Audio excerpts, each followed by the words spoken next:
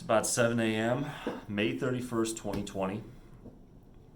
I'm 73 days out from when I had to close my business. We'll have our first kids in here in 2 days. And I've done everything I have to do from a sanitation, from a mitigation plan, like everything's in place to provide a safe experience for my kids.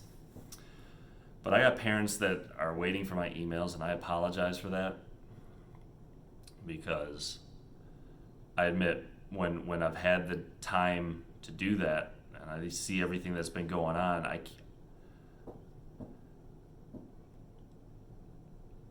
I'm broken. Like I can't ignore what I'm watching right now, because the truth is I coach youth sports to teach lessons that transcend the court. I like the fact that sports is kind of a head fake. You know, kids would probably be bored if I was sitting there lecturing to them about, being the best human being you can be and competing and being the best you can be. But to make a game of it, we can teach them how to deal with adversity. I think for youth sports, most of these kids, it's the first time they're dealing with failure. And teaching them, when we have a failure, how to respond to that, with no guarantee if it'll actually work. Because it's weird to win. 99% of kids that play high school sports don't even make it to college, and a lot of them have aspirations to do it. But that's the beauty of competition, is it's a way to teach kids when life throws adversity at them and they lose, the proper way to respond, to be the best person they can be, as well as be respectful to create the best competitive environment we can have. And Tuesday, I have no idea what my kids are going to be feeling. I have no idea if they're going to want to spend 2 hours and play and escape what's going on, and if that's the environment they want, then we're going to provide it. But if my kids are scared and my kids want to talk, and I remember when the school shooting happened and there was a lot of protests locally, and we had a practice that's what it was. I have to be equipped to talk to them. And sometimes life doesn't allow you to hide behind a head fake, to hide behind games. Like, we've got things we have to assess as a society right now. I coach youth sports to teach leadership. And I got a tale of two different types of leadership. I think about Saving Private Ryan. And if you've never seen it, there's a scene that resonates with me right now a lot. Their medic just was killed, and that's one of their friends too. It was an awful scene. They did such a good job of making you feel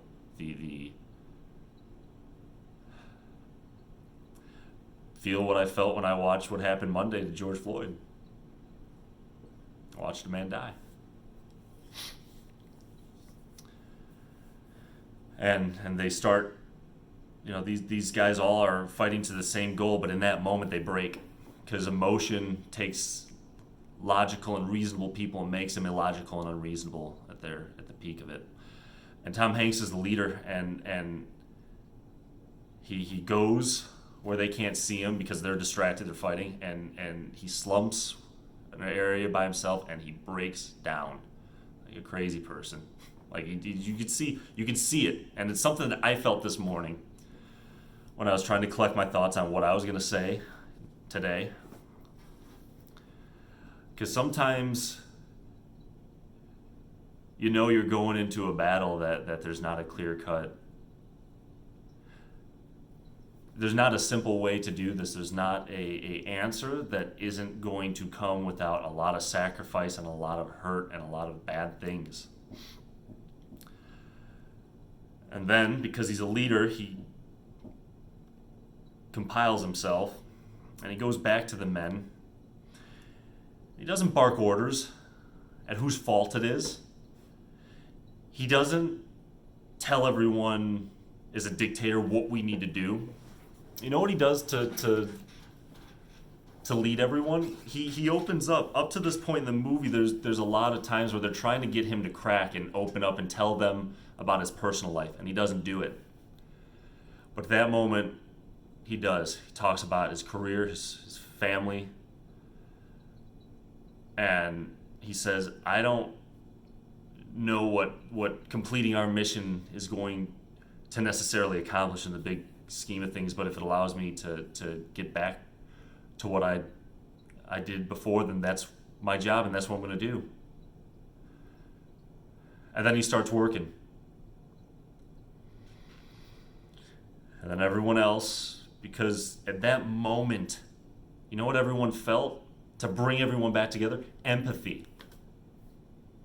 Because they connected with that. Because the reality is, whether you're white, you're black, whether you're left or right, whether you're north or south, whatever you want to make, we've all been sculpted by different education systems. We've been sculpted by different media sources. We've been sculpted by what our parents learned from their parents and their parents. The truth is some of our grandparents owned slaves, and some of our grandparents were slaves. And it seems we can't imagine in the aspect that we never lived it, but the truth is you don't break those ideologies. It takes a long time, and there's still some of those seeds that are sown in us. It's not that people are evil, it's that they're products of their environment. And when we lose that empathy, when we lose that ability to look at someone that thinks differently than us, and we've got two roads to go on. We can say, I'm right, they're wrong, I'm going to hate them, I'm going to defeat them. Instead of the reality of recognizing what life experiences have they had to make them feel differently from me. This is love versus hate. This is empathy versus maliciousness. That's what I'm seeing in the streets right now. And the scary thing to me, whether we want to admit it or not, is when the malicious makes us lose our ability to be empathetic. When we fight down to their level, that's when we lose. I don't want a bad thing. I saw some terrible things. I want justice, but I don't hate those people. I don't wish ill on them. I pity people that were brought up in a manner where they don't understand that your skin color doesn't make you better or worse than someone. Your religious affiliation doesn't make you better or worse than someone. It's this simple. How do your actions affect others? And some people don't like me in my community because I speak out on what I believe in, and it affects them personally, and sometimes it doesn't align with what they're doing. And it's never meant to be personal. It breaks my heart that some people that were friends of mine,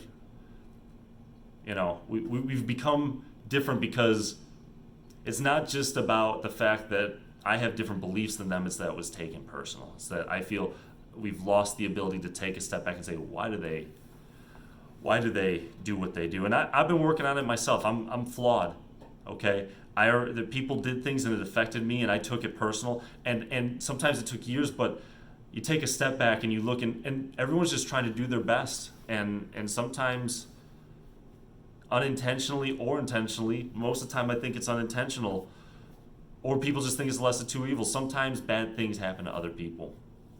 I know I'm going off the rails here. Let's get back on track. I don't have a solution. I don't think anyone does right now, but I can tell you what it's not. And it's not thinking that what we're witnessing right now is as simple as one side being right versus the other side. And if we want things to get better, then we cannot fight hate with hate. Condemn the actions that you should condemn. Demand for justice. Call it out when you see it. Supremacy cannot happen. And it's white supremacy, black supremacy, whatever you want to call it. When we see people acting in a manner that puts them on a pedestal above everyone else, my dad taught me, we're not better than anyone, but we're sure as hell not worse than them either. And that's important to remember.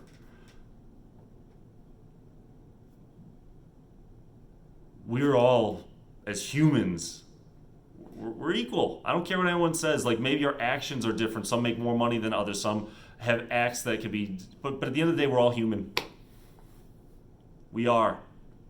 The closest bonds you have with people are the people that, we're not talking about the social media crap and the stories and the very small window that we give into people's lives. We only show them what we want to see. The people I know I'm closest with are the ones that know my shit.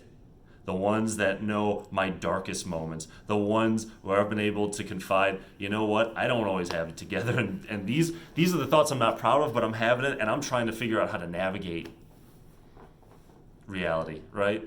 And what I've come to find is everyone's battling something. Even the people that are using supremacy, those are people that have been ingrained their entire life that one type of person is good and one is evil. And they're just doing what they've been taught to do. And we can hate their actions. We should hate their actions. No one should put themselves on the pedestal of someone else. Again, we're sure as hell not worse than anyone else, but we're not better than anyone else. And there are powers that be that want us to think that way because it's going to allow them to win an election in November, and that's what they care about right now, not fixing what's going on. I cannot believe in 2020 that I witnessed the things I witnessed from last night, and they're still fucking pointing fingers at each other. What's it gonna take? How many lives are gonna have to lost? How many places are gonna have to burn before they realize that this is bigger than just winning the election in November? And when are we as a society going to stop positively reinforcing that ideology? I'm not mad at people that are fueling the fire right now because we haven't had leadership in the last 3 years.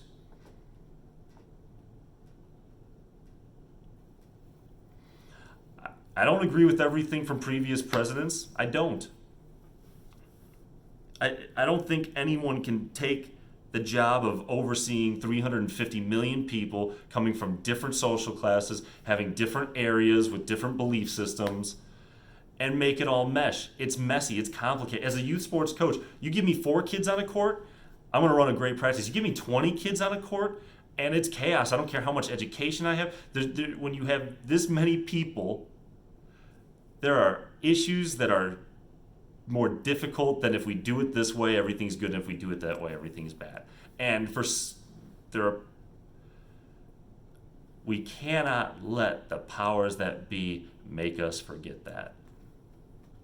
And right now I'm seeing smart and intelligent people, because we're scared, because we're hurt. It's not that we're bad people, it's not a judgment, it's an observation. I'm seeing people that are normally able to critically think about things. They're seeing what they're seeing, and it's hard not to react. I react. But real leadership is after we react, like Tom Hanks, taking a deep breath, not allowing what's happening to make us forget our bond and our common ground with everyone, and we start picking the pieces back up. So I'm going to go home. I've got a group where we play every Sunday, and I'm going to escape for 2 hours. I'm going to be selfish. I'm going to recollect. I'm going to recharge because I'm emotionally drained. I'm going to be with 3 people from a socially distant, safe way, and I'm going to love and appreciate them, and appreciate the fact that I have the freedom to do that right now. Then I'm going to go back and I'm going to work on my emails and catch up with people and get my programming set up. And I don't know what I'm doing today. Maybe I'll come back and do a live video. I just want to connect with people. I love you all. I mean that. I hate seeing the hate.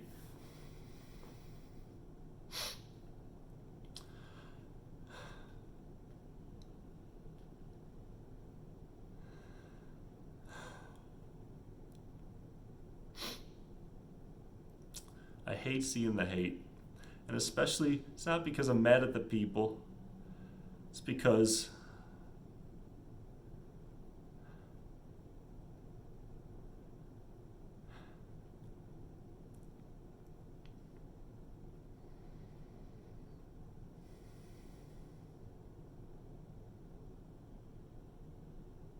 I don't know why we're here. What I know is that my influence is never neutral. I've always told people I just want to leave people better than I found them. It breaks my heart when I see people that, if they want to live that way, the current society does not allow for that. It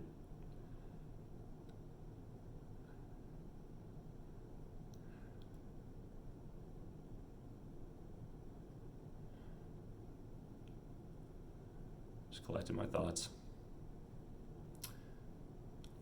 Because emotion takes logic and reason out of it.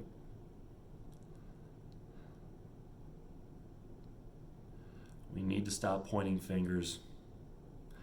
We need to assess the root cause on where the extreme behavior is coming from. And we need to think about what ideologies we have to believe in, what foundation we have to build behind our actions to retake our country and make it truly about life, liberty, and the pursuit of happiness for everyone in it.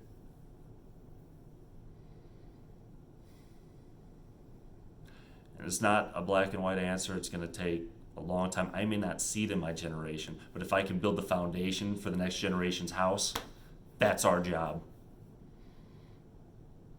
Whatever our role is, whether it's being a youth sports coach, whether it's being on the front line as law enforcement, whether you're one of the people protesting, don't lose sight. Love conquers hate. Fight for justice. Be good to each other. And we will get through this.